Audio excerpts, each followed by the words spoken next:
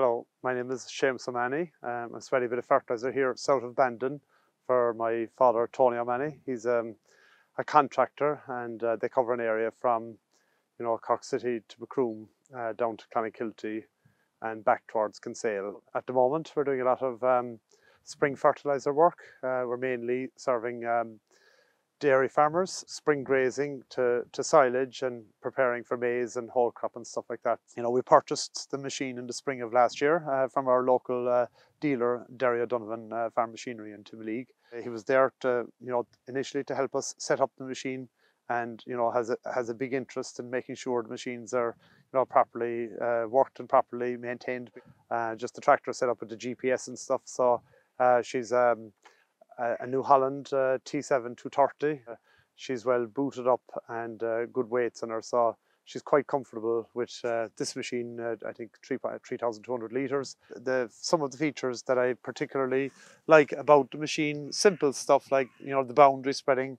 It's it's very useful and very accurate, and easy to change.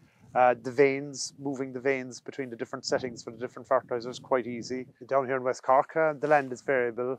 You have small fields and you have big fields, and you have a lot of fields with corners in them. So you need to be able to operate in an agile fashion in terms of being able to shut on and shut off. And the controls are set up. It's very, very simple to use. Press button, electro-hydraulic, and you can shut off left or right, or you couldn't cut down or increase the amounts. Keep it away from the hedges, keep it away from the waterways, and ensure all the fertilizer is put where it needs to grow the grass. We find the weighing scales on the machine quite good.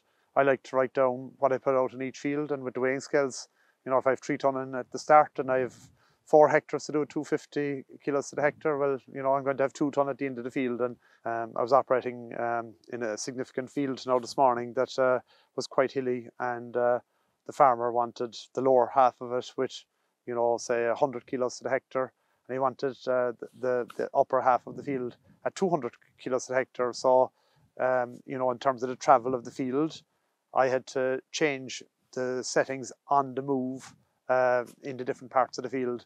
And I suppose it made the job fun. We're all a bit more conscious of the environment in the last couple of years, and climate change and water framework directives. We ought to be more conscious of how we handle the fertilizer. I would also like to think she's kind of sustainable, because the fact that you have the option to change your widths, and if you have good fertilizer, good land, calm day, you can go to quite wide widths, and you can save fuel, which is very expensive at the current time, and while at the same time ensuring that you are getting the spreading accurate to the right place. I get called in for jobs like fertilizing, spraying and sowing, and someone else comes behind me washing the machine. But generally speaking, every time we take out the machine and bring it home, she's washed. In terms of be it either maintenance or even just putting it away, the wheels are a good safety feature as well as everything else.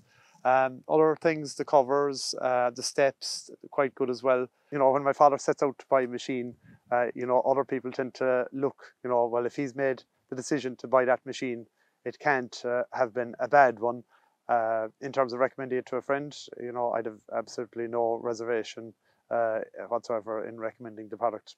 A lot of business with farmhand over the years between the Amazon brands and the Crone brands, and we find that they're you pay for what you get. They're a good machine, good backup service, and the actual equipment itself is is quite easy to use.